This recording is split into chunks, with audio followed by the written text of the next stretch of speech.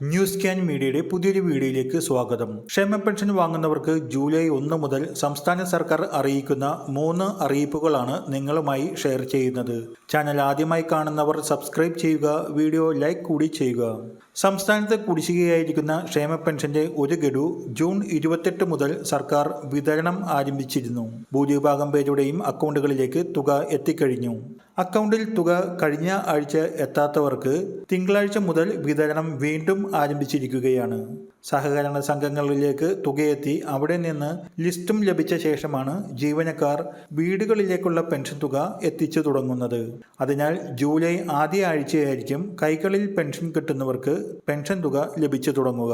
മറ്റൊരു അറിയിപ്പ്, ജൂൺ 25 മുതൽ ആരംഭിച്ച പെൻഷൻ മസ്റ്ററിംഗ് ജൂലൈ മാസത്തിലും ഉണ്ടായിരിക്കും. പെൻഷൻ ഗുണഭോക്താക്കൾക്ക് സർക്കാർ വിതരണം ചെയ്യുന്ന ഗഡുത്തുകകൾ മുടങ്ങാതെ ലഭിക്കണമെങ്കിൽ ഈ പെൻഷൻ ബയോമെട്രിക് മസ്റ്ററിംഗ് പൂർത്തിയാക്കേണ്ടതുണ്ട്. 2023 ഡിസംബർ 31 വരെ പെൻഷൻ അനുവദിച്ച് പെൻഷൻ ലഭിച്ചുകൊണ്ടിരിക്കുന്ന എല്ലാവരും 2024 വാർഷിക മസ്റ്ററിംഗിൽ പങ്കെടുക്കണം. അക്ഷയ കേന്ദ്രങ്ങൾ വഴി മാത്രമാണ് മസ്റ്ററിംഗ് ചെയ്യാനാവുക. വിരൽ പതിപ്പിച്ചും അത് പതിയാത്തവരുണ്ടെങ്കിൽ ഐറിസ് കണ്ണുകൾ സ്കാൻ ചെയ്തുമാണ് മസ്റ്ററിംഗ് പൂർത്തിയാക്കുന്നത്. ഓഗസ്റ്റ് 24 വരെയാണ് മസ്റ്ററിംഗ് പൂർത്തിയാക്കാനുള്ള സമയം സർക്കാർ അനുവദിച്ചിരിക്കുന്നത്.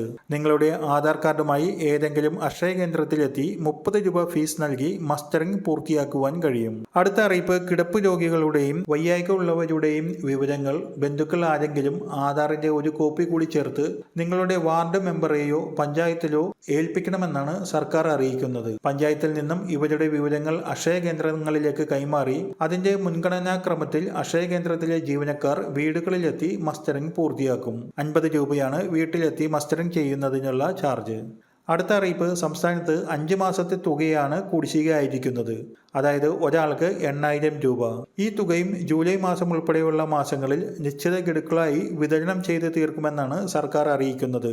അതിനാൽ ഇനിയുള്ള മാസങ്ങളിൽ ഒന്നിലധികം ഗഡുക്കൾ ലഭിക്കുവാനുള്ള സാധ്യതയുണ്ട്. അതുപോലെ പെൻഷനിൽ കേന്ദ്ര വിഹിതം ലഭിക്കുന്നവർക്ക് ഒരാഴ്ചക്ക് ശേഷമൊക്കെയാണ് കേന്ദ്രത്തിന്റെ വിഹിതം അക്കൗണ്ടുകളിലേക്ക് എത്തിച്ചേരുക. എന്നാൽ കഴിഞ്ഞ പെൻഷനുകളുടെ കേന്ദ്ര വിഹിതം വിതരണം ചെയ്തത് അക്കൗണ്ടുകളിൽ എത്താത്ത പെൻഷൻകാർ നിങ്ങളുടെ അക്കൗണ്ട് ആധാർ ലിങ്ക്ഡ് ആണോ എന്ന് പരിശോധിക്കണം. കേന്ദ്ര സർക്കാർ ആധാർ അധിഷ്ഠിത വിതരണം നടത്തുന്നതിനാൽ നമ്മുടെ അക്കൗണ്ട് ആധാറുമായി ലിങ്ക് ചെയ്താൽ മാത്രമേ തുക അക്കൗണ്ടുകളിൽ എത്തിച്ചേരുകയുള്ളൂ. വരും ദിവസങ്ങളിലെ പെൻഷൻ അറിയിപ്പുകൾക്കായി ചാനൽ സബ്സ്ക്രൈബ് ചെയ്ത് ഉപയോഗിക്കുക.